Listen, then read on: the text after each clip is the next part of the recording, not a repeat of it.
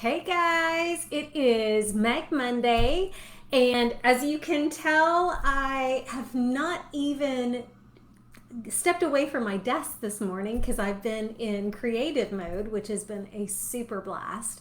But I wanted to come on here and talk about Shirley, for one, who is my mom, who I absolutely adore and got to celebrate yesterday. But also to hopefully give maybe some hope, maybe some help, and really kind of talk about Alzheimer's because most of you guys know Shirley's been dealing with it for over a decade. In fact, it's been probably 14 years. And it's been one of those journeys that I would not wish on my worst enemy. However, I have learned so much. For those of you guys who don't know, they're saying that Alzheimer's is now basically considered type 3 diabetes. And in my family, we have had a lot of diabetes. So it's no big shocker that Shirley has diabetes, to tell you the truth, because she's been borderline for a long time. And even though we really worked on her diet and got it down where we were not on diabetic medicine because of food choices, we still have Alzheimer's. And so I just kind of wanted to talk about a few things. For one, for prevention, they have said to really have a low sugar diet because sugar is the number one bad thing that we can take out of our diet, basically, and make a huge difference for Alzheimer's. Secondly, eating a lot of omega-3 fats, think salmon, fatty fishes, even taking a supplement. Healthy fats are good for our brain, and our brains need them. So back in the day when low fat was a thing, it really did a lot of harm for our brain. So it's very, very wise to use omega-3 fats. Stay away from trans fats, but omega-3s, those are the good stuff. Think avocados, think even olive oil. So hopefully that helps. But on the flip side, as a caregiver to Shirley for, gosh, it was over 11 years that one of my sisters and I basically co-cared for Shirley, 6 months at my house and 6 months at hers. And it was really interesting to me because what I found was you have to remember that Alzheimer's is the disease, and that the people that have the disease, man, they don't mean to ask the same questions. They don't mean to get angry and frustrated. It's the disease. And I think that that's the one thing that I found with Shirley, especially, is if I got frustrated, she got more frustrated. And so caregiving is hard, guys.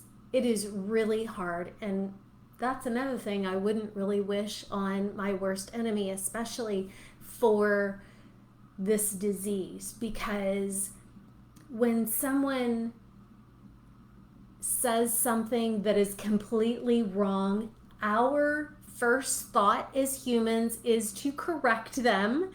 And that's not the best way to handle our sweet Alzheimer patients. What I found was asking a lot of questions and just nodding my head and agreeing, even during the times when she was, I don't even know what she was saying. She would talk about all sorts of different things. It just made my life easier, but honestly, it made her life easier. And the one tip that I hope to leave everyone with, besides the one to not eat as much sugar, is to allow your Alzheimer loved one to have the respect to not correct them, to allow them to be them in the moment. It doesn't matter if what they're saying is true, is right, or anything, but just to allow them to enjoy the moments, because sometimes the moment is all that matters. I found with Shirley, I could hear the same story 50 million times during one day. And what I found is I would ask questions and it would be the same story 50 million different ways. And that kind of made me laugh. And it made it easier to handle the same story. It's not easy not to get frustrated. It is not easy not to get angry, especially when you have to get that person up and ready and get them out the door for maybe a doctor's appointment or something like that, and they are resisting the entire way. But I will say there are definite tips and tricks you can use when dealing with your loved one that stays respectful, keeps you from losing your mind, and hopefully keeps them a little happier along the journey as well. Our sweet loved ones with this disease, I want to give them a big hug and help them feel safe, because I think that that's the one thing that worries me the most for Shirley, and that is I want her to feel safe, I want her to feel loved, and I do not want her to feel fear, because I can't imagine what it's like to be going through what they go through. And personally, I feel beyond blessed that Shirley has such an amazing, positive attitude and has throughout this entire thing. I know that things certainly can go the other way, and I am so thankful that we have not had to deal with that. Her sweet disposition has just shown through. Yes, there have been times of really mad and she was angry, but I tell you what, the cool thing about Shirley is she always got over it really fast. So even though that she has this horrible disease, I feel very fortunate that we still have her, and I just pray that we have her until it's time for her to go see Jesus, and I pray that she's not in pain or in fear while she is here.